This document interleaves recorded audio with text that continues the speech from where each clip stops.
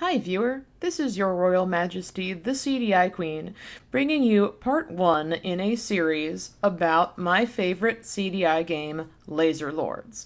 I will be picking it apart piece by piece, making a case of why it's my favorite game. Why it's my favorite CDI game. It's not my favorite game of all time. I'm not that bad off. And so we begin with a really excitable overview.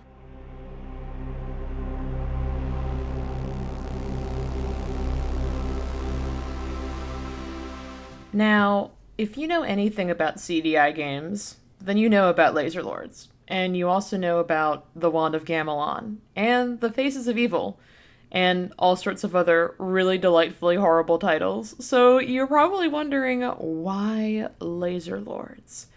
You see, I think there's a lot of reasons why this game is so good, despite being pretty bad.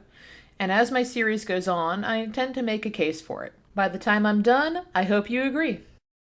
Laser Lords is a side scrolling, rudimentary visual novel type game where you collect physical items as well as spoken words or phrases to navigate a complex web of plots and loose ends between 7 planets.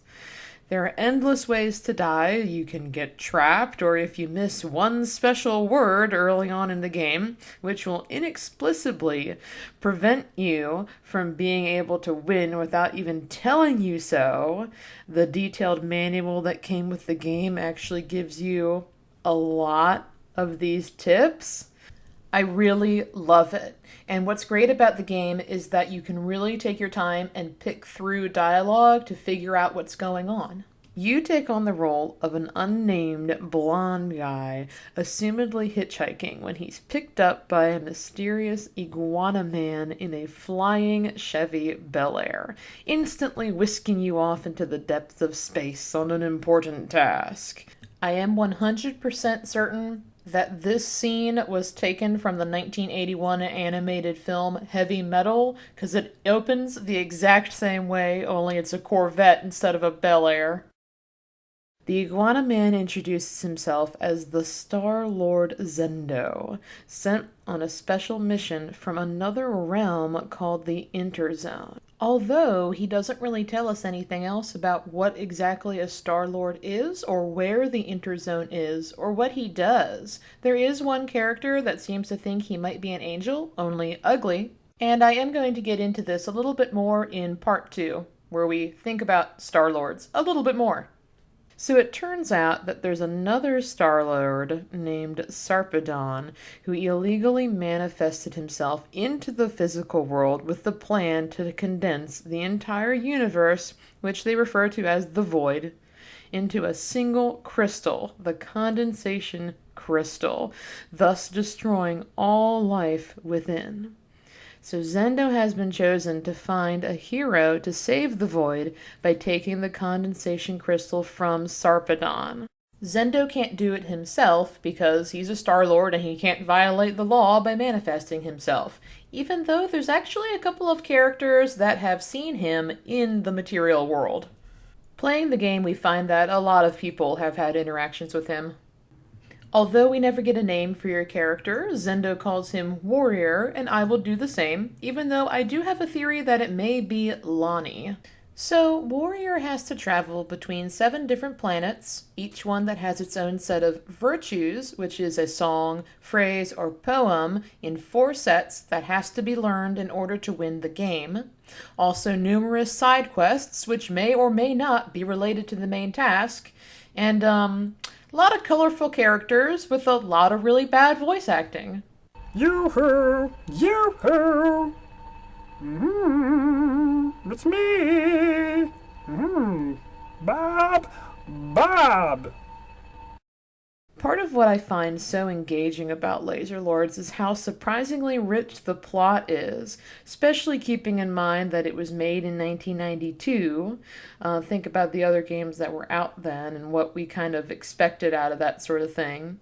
And even though a lot of it is borrowed from other things like Greek mythology, as you go between the planets, you're going to start to realize what the big picture is.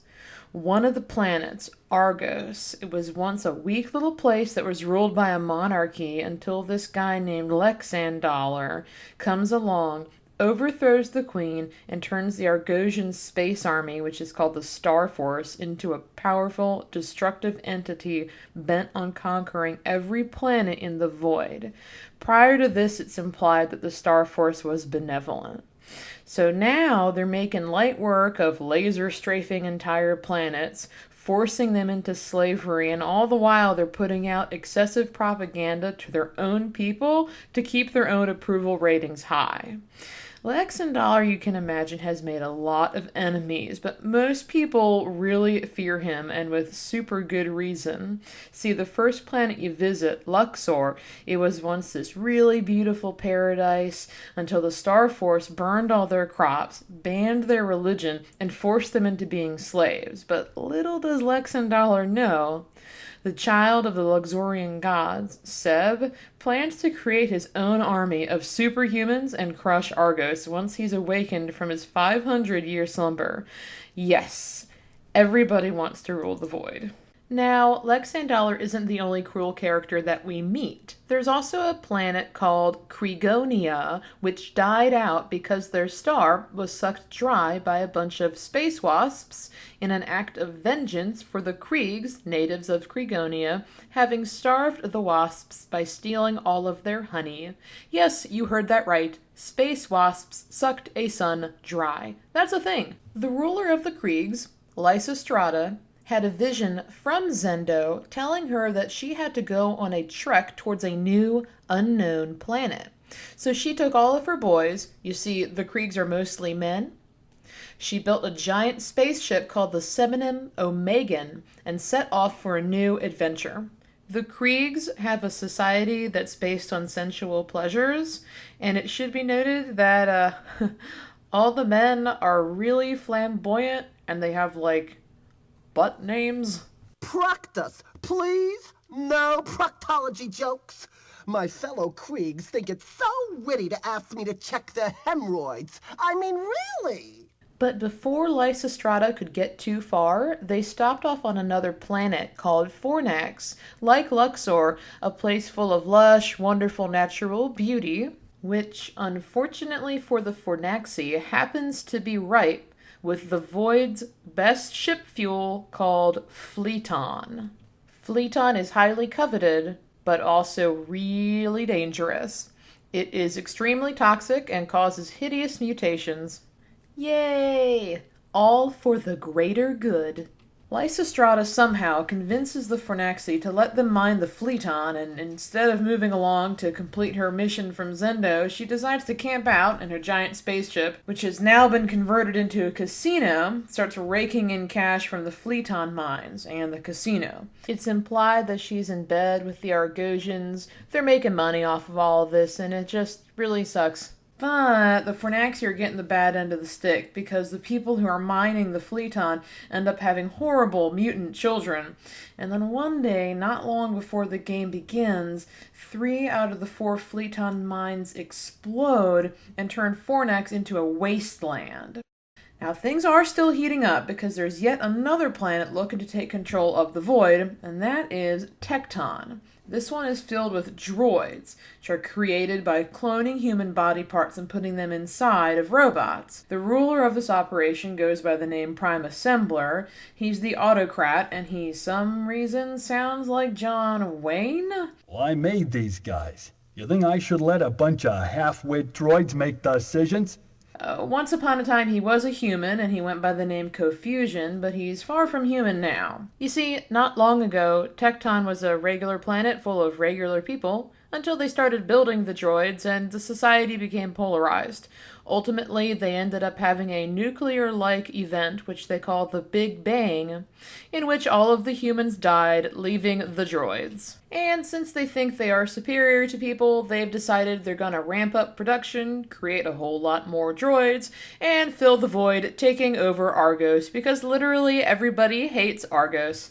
Now, it sounds like every planet has the same problem. It was this beautiful paradise, it was destroyed by some kind of arrogance or greed, but there is still one planet left.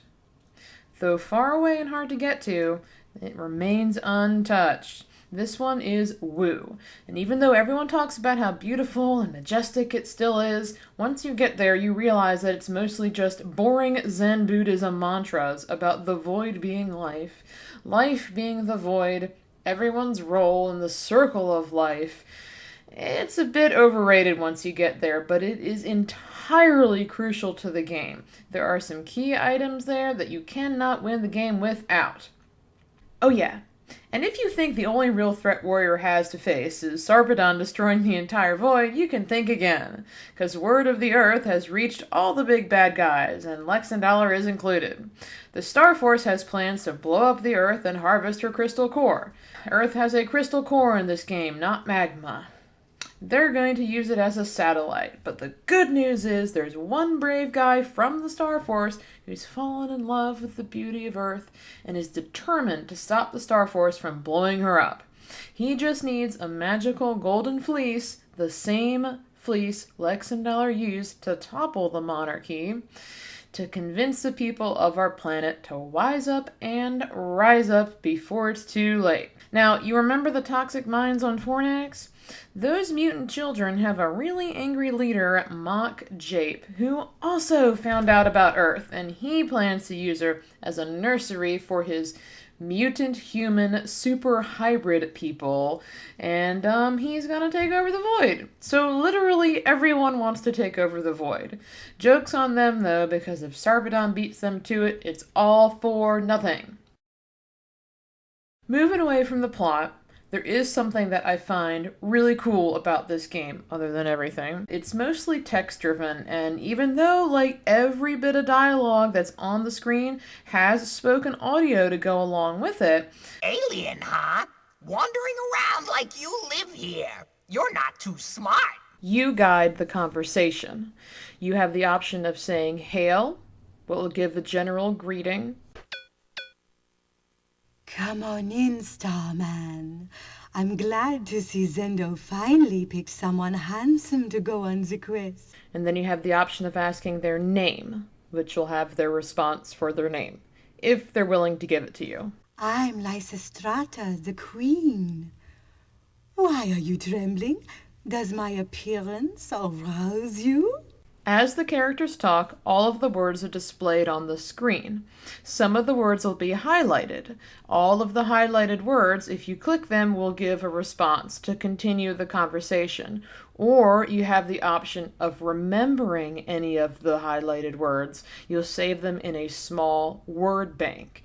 You can then repeat any of those words at any time to any character. You will generally get a miscellaneous, "I don't understand what that means" reaction from them, but this is also a way that you solve many quests. In addition to your word bank, you also have verses that you learn. Each planet you go to has its own unique set of virtues, as they call them. You can repeat those once you know all 4 of them. Some things it creates responses, mostly you're just reciting them to people that don't understand it. Unfortunately, when you recite it, we don't hear Warrior say it, but every time you learn one of the 4 pieces of each virtue, the character does, sing it to you. Seb, the son of Sysis and Coptos, will scourge the evil empire. Gas shall rid the void of Argos. Seb, the son, shall be its sire. See, this whole time you're probably thinking, how are you gonna make a video defending Laser Lords? But, like, you get this stuff the whole time you play. Like, the whole time. It's ridiculous. Also, like any other adventure game, you have items that you can use or give, but I think it's really cool that our words are kind of like items, in which you can give or use them to complete quests, and I just think that's really cool and really unique. Technically, you could go through the entire game piece by piece, remembering every single word and repeating it to every single character to see if they have any hidden responses. Although I'm inclined to think that there's a way to get into the code of the game and actually, like, see all these trees and see that instead of having to do all that. I'm sure there's other games that have these mechanics, but I've never seen it myself, and if you know a game that does that, let me know, because I'd be very curious to see it. I think it's brilliant and really underrated. Now, another part of the game that most people in the know are familiar with is the claymation. So the game is full of it, and it is both delightful and really bad. So when you're flying between planets, there's a little travel sequence, and different ships will come up. You'll run into one per travel. Once you exhaust it enough, you'll stop seeing them. But it generates a small claymation sequence of the captain speaking with you. Certain ships only appear when you're going between certain planets, and none of the sequences repeat. They are all unique. Some of them are triggered only by events when you're completing them on the planet. They sometimes give clues or advice, and other times they're just really weird, sometimes gross.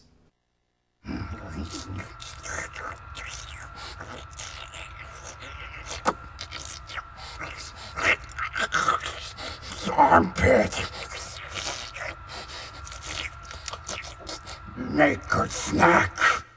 Additionally, when you're speaking with characters on these planets, there is also a still avatar image of them in the upper left corner showing you what the little sprite actually looks like, and that's also in clay.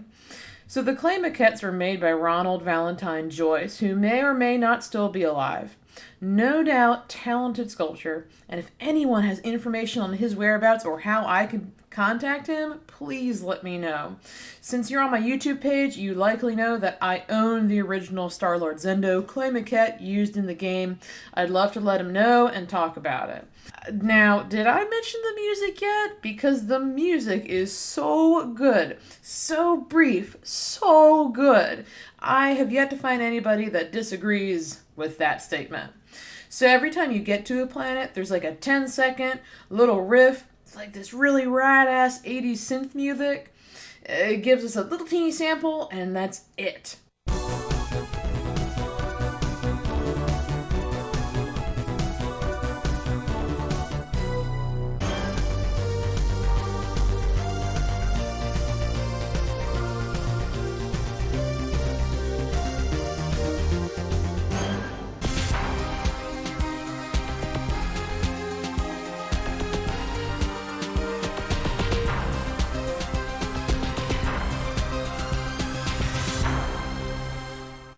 And that music was composed by Tony Trippi, who is an excellent composer, also wrote some music for The Faces of Evil and The Wand of Gamelon.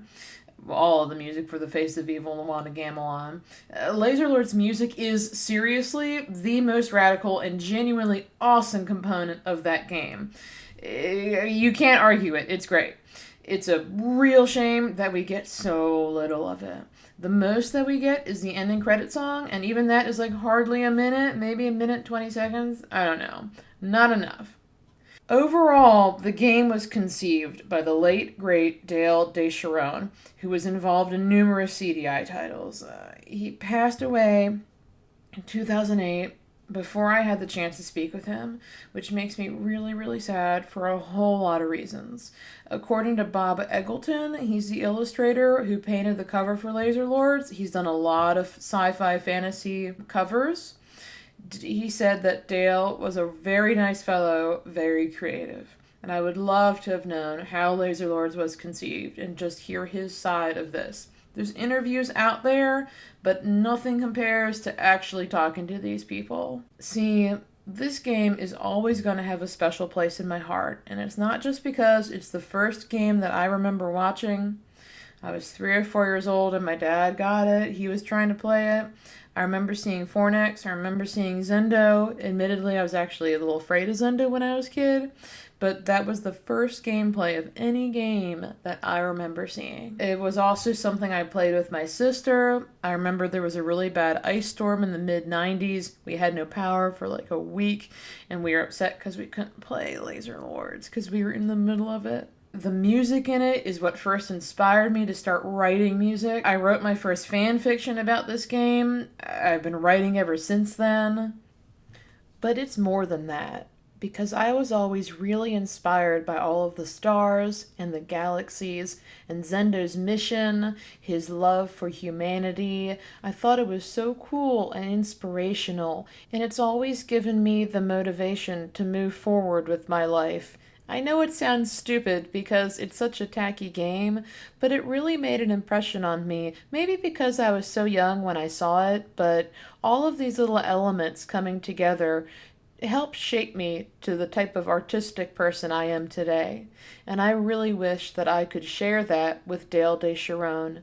So I'm saluting him wherever he may be, in this void, in this inner zone. And I really look forward to you watching the rest of this series as I make it. Do you see why I like this game so much now? Also, honorable mention for the little bit of fighting in the game, it's pretty horrible.